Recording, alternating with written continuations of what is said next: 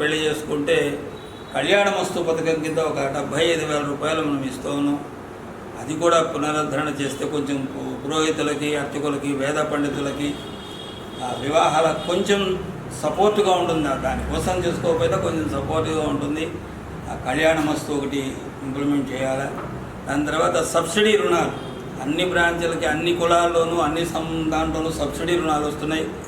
మన క్రెడిట్ సొసైటీలో ఇచ్చే రుణాలు ఇస్తున్నాం కానీ దీంట్లో సబ్సిడీ రాదు.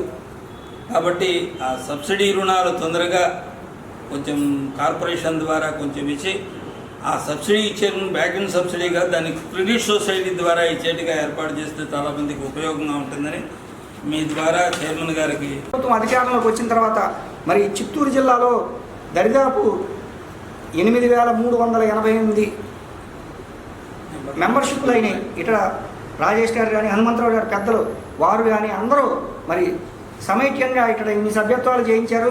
మరి ఇంకా సభ్యత్వాలు పెంచడానికి కూడా వారు ఇరువురు కూడా కృషి చేస్తానని చెప్పారు. రాబోయే రోజుల్లో వారికి కృతజ్ఞతలు, ధన్యవాదాలు తెలియజేస్తున్నాను.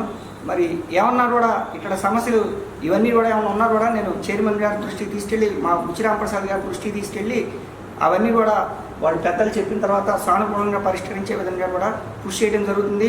ముఖ్యంగా మరి బ్రాహ్మణులకి గతంలో ఈడబ్ల్యూఎస్ కార్పొరేషన్లో ఉన్న కార్పొరేషన్ని మా చైర్మన్ బుచ్చిరాంప్రసాద్ గారి నాయకత్వంలో మరి అది ఎండోమెంట్లో కూడా మార్చి రాబోయే రోజుల్లో త్వరలో సబ్సిడీ లోన్స్ కానీ ఇవన్నీ ఇవ్వడానికి గ్రామీణ కార్పొరేషన్ నుంచి ఇంకా అనేక పథకాలు ఇవ్వడానికి కూడా చైర్మన్ బుచ్చిరాంప్రసాద్ గారు విశేష కృషి చేస్తున్నారు.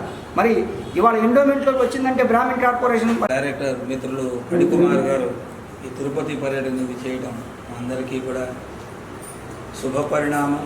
ఎందుకంటే కార్పొరేషన్ పథకాలు గత వైసీపీ గవర్నమెంట్లో అన్నీ నిలిచిపోయినాయి.